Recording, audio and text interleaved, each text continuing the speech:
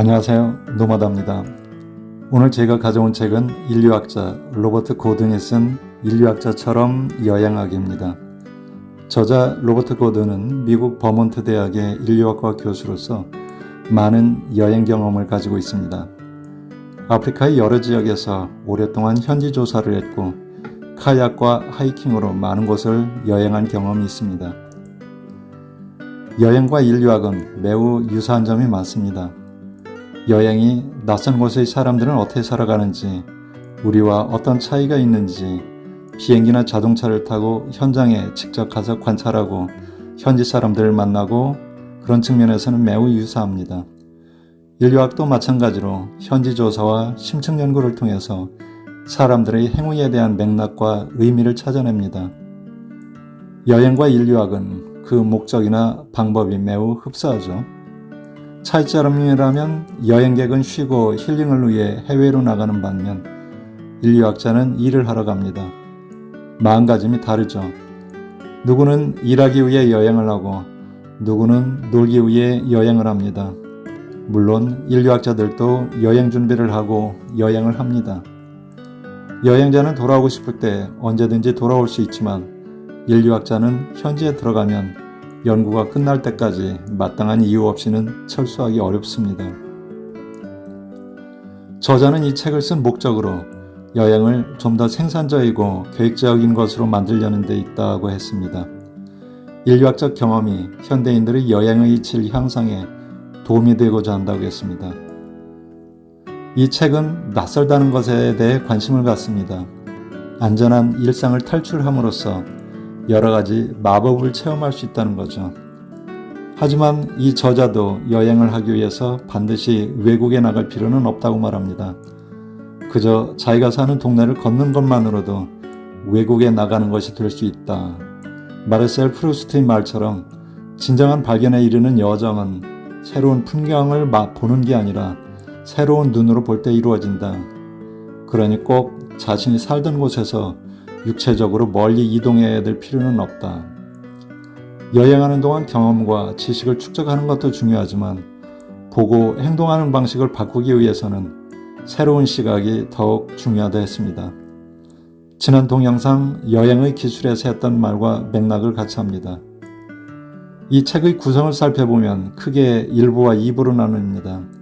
1부는 disorientation인데 방향 감각 상실이라고 번역되었네요. 1부는 다시 5개의 장으로 구성되었는데 주로 인류학의 의미, 해외여행의 인류학적 인식, 여행에 대한 인류학적 관점에 대해 이야기하고 있습니다.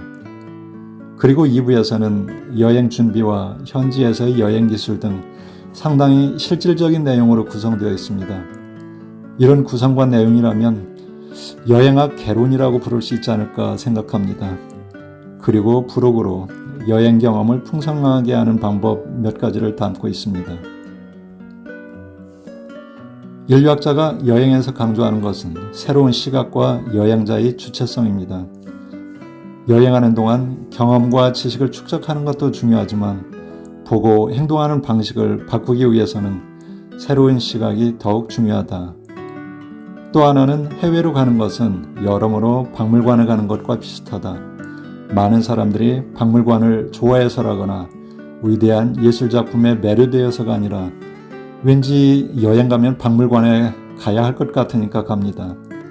감동을 받는 게 예술가의 명성 때문인지 아니면 작품 때문인가, 모르는 예술가들은 무시하지 않는가, 예술에 대한 이해도 없이 유명한 예술가의 작품만 쫓는 우리의 여행 행태를 꼬집습니다. 현지 조사는 인류학의 연구 방법에서 핵심입니다. 수량화된 데이터와 단편적 정보 수집에만 의존하고 그런 정보의 맥락을 이해하지 못한다면 현상을 이해할 수 없습니다. 통계적 의미보다 맥락에서의 실질적 의미가 중요한 이유입니다. 영화 황산벌에서 사투리로 거시기가 머시기를 거시기했대라는 첩보를 입수했지만 현장에서 이 맥락을 이해하지 못했다면 첩보로서 아무런 쓸모가 없는 것입니다. 오히려 정보가 혼란스럽게 만들죠. 그래서 인류학에서는 현지 조사를 통한 맥락의 이해가 가장 핵심입니다. 그러니까 이번 여구 황산벌 전투에서 우리의 전략 전술적인 거시기는 한마디로 거시기할 때 가장 갑옷을 거시기 한다. 바로 요거요. 그렇지? 슈방 도대체 뭐고 한마디로 머시기 할 때까지 갑옷을 거시기 한다. 해서의 머시기와 거시기는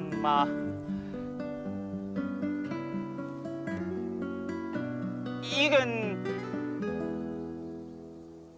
죽어도 모르겠습니다. 억울합니다. 제가 아무래도 20년에 이런 고난도 하면은 포도 뜻도 못했습니다. 너희들 다 들었지? 시기의 정체를 정확히 파악할 때까지 총공격은 절대 못한다 카이. 인류학에서 중요한 또 다른 개념 하나는 차이입니다. 우리가 여행하는 이유 중 하나는 내가 살고 있는 곳과는 다른 차이 때문입니다. 한국 문화와 프랑스의 문화가 차이가 없다면 굳이 비싼 비용을 치르면서 프랑스까지 가려 하지 않을 겁니다. 하지만 이 차이를 이해하는데도 문화적 상대주의 관점과 자민족 중심주의라는 관점이 있습니다. 상대방의 문화를 인정하고 이해하려는 태도를 상대주의적 관점이라 하고, 우리의 문화적 관점에서 상대방의 문화를 관찰하고 평가하려는 태도를 자민족 중심주의라고 합니다. 우리의 가치관으로 현재의 문화와 사람들이 삶의 가치를 판단하는 것을 현지에서는 유보해야 합니다. 인류학적 관점이 낳은 중요한 결과는 현재까지 모든 사회과학 중 인류학이 가장 자기 성찰적인 학문이라는데, 인류학자는 그들을 들여다보기 위해 우리도 들여다보기 때문이라고 합니다. 이 책 2부 여행의 핵심에서는 여행의 실제편입니다. 여행을 준비할 때 고려할 문제들로 정보 수집 방법과 언어, 수화물과 안전을 언급하고, 여행에서의 짐싸기를 말할 때는 최대한 가볍게 떠날 것을 권합니다. 짐싸기를 할 때는 필요한 것과 원하는 것을 구별하라고 말합니다. 또한 현지인과의 소통은 단지 구술적 언어 능력뿐만 아니라 비언어적 소통 방법과 태도, 문화를 접하는 태도 등에 대해서도 언급하고 있습니다. 기존의 여행 안내서처럼 수많은 정보를 장황하게 나열하기보다는 여행 준비물 목록에 유머 감각도 필요하다거나 현지 언어를 익히는 방법 등 여행 실제의 새로운 관점을 제공하고 있습니다. 마지막으로 여행을 마치고 정리하는 방법으로 좋은 여행 이야기 쓰기를 말합니다. 인류학자답게 글쓰기의 중요성과 현장 노트, 그리고 가장 중요한 성찰과 퇴고에 대해서도 이야기합니다. 또한 책의 말미에서는 이런 말을 합니다. 해외여행이 성공하려면 실수를 하고 길을 잃고 헤매는 게 끔찍한 실패가 아니라 성장을 위한 필수적 단계인 동시에 사실 삶의 일부이기도 하다는 것을 깨달을 줄 아는 능력이 꼭 필요하다고 합니다. 예기치 못한 상황에 대처하고 실수하는 것은 특별한 학습 경험이다. 새로운 사람과 장소를 몸소 경험할 때만 찾을 수 있는 방랑자적 지식이다. 나그네처럼 모든 경험을 순순히 받아들여야 한다는데, 이런 경험을 일부러 할 필요는 없지만 실수를 했다면 이 또한 여행의 과정이다 라고 생각하는 유연함이 필요합니다. 제가 고등학교 다닐 때 국토지리, 인문지리, 사회문화라는 과목이 있었습니다.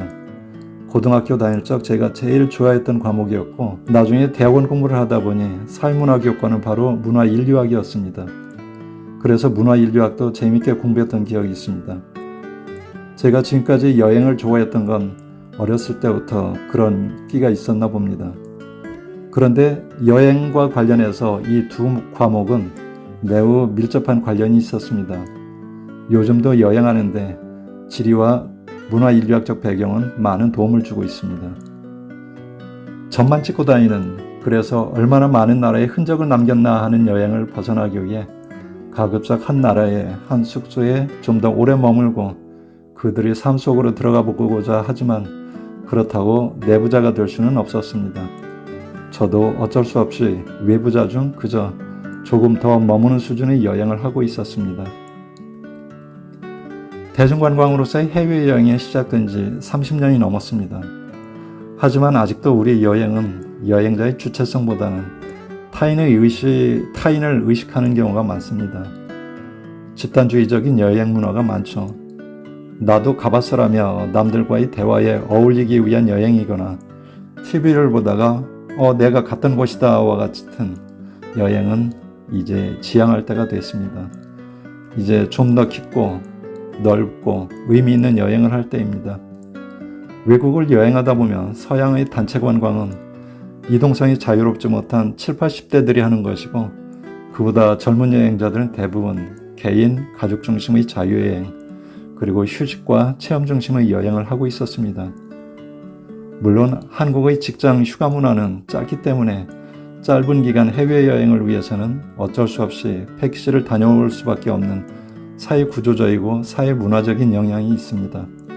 특히 8, 90년대를 지나면서 경제 성장과 갑작스런 여행이 폭증하는 압축적 근대성, 농업사회의 특징인 집단주의, 또 매스미디어를 따라가지 못하면 낙오자가 되는 듯한 뉴미디어의 여행 마케팅의 영향도 있습니다. 그렇다면 진정한 여행, 의미 있는 여행이란 무엇일까요? 저자는 어떤 것이 좋은 여행이고 나쁜 여행인지를 말하지는 않습니다.